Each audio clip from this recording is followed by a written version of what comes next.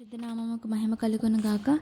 దేవుని వాక్యం వినిచిన ప్రేమన సహోదరి సహోదరులకు దేవుని నామమున శుభాభివందనములు తెలియచేస్తున్నాను. ఈరోజు వేకుమన్న జూన్ 21వ తారీఖుది.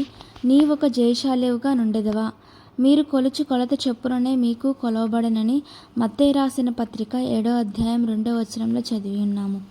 ఎవరైతే పగ తీర్చుకొనిదరో, అక్రమముగా అణగదొరుకుదురో, లేక ఇతరులను శ్రమ పెట్టుదురో, అట్టి వారికి ఈ వాక్యం చాలా ఉత్తేజముగా కలగజేయుచున్నది. ఇతరులను నీవు ఎంత అణచిపెట్టదువో అంత అధికంగా నీలోని అంతరంగ పురుషుడు బాధపడటం నేను అనుభవించదువు. ఒక తేనెటీగ నిన్ను కుట్టి నీకు నొప్పి కలిగించవచ్చును. అయితే కుట్టుట అనున్నది ఆ తేనెటీగపై ఎంతటి ప్రభావం చూపునో చూడుము.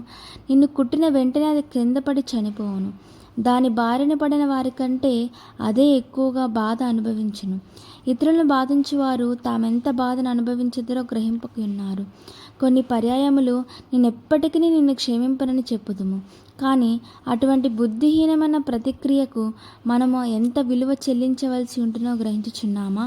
నీ ఎడల తప్పు చేసిన వారిని నీవు క్షమించుటకు నిరాకరించిన ఎడల నీవు తీవ్రమైన కలవరంతో బాధింపబడదువు. నీ శరీరం నందు రక్తపీడనం అధికమై నీవు దేని మీదన మనసును కేంద్రీకరించలేని స్థితికి వచ్చేదవు. చివరికి నీకు సరిగ్గా నిద్ర పట్టదు. నీ యొక్క ఏకాగ్రత అంతయు నీ మనసును నొప్పించిన వ్యక్తి మీదనే కేంద్రీకరింపబడను. చివరికి పరిస్థితులను జయించిన జయశాలగా మారవలసిన నీవు పరిస్థితుల బారిన పడిన బాధితుడవగుదువు. నీవు క్షమించినప్పుడు నీవును క్షమింపబడదువు. నీవు ఇతరులను ఆదరించినప్పుడు నీవును ఆదరింపబడదువు. నీవు ఇతరులను ప్రేమించినప్పుడు నీవును ప్రేమించబడదువు. నీవు ఇతరుల విషయం శ్రద్ధ వహించినప్పుడు నీ గురించి ఇతరులు శ్రద్ధ వహించేవారుగా ఉండెదరు. నీవు ఇతరులను కనికరించినప్పుడు నీవును కనికరింపబడదు. కావున మనుషులు మీకు ఏమి చేయవాలని మీరు కోరుదురో అలాగుననే మీరు వారికి చేయడని మత్తయి రాసిన పత్రిక 7వ అధ్యాయం 12వ వచనంలో చదివి ఉన్నాము.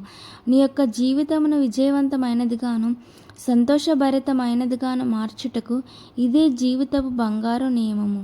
శత్రువులను నీవు క్షమించినట్లుగా నా విరోధులను క్షమించుటకు, నీ ప్రేమయందు నేను పూర్ణమగుటకు ప్రేమ స్వరూపుడా నింపుము ప్రేమతో.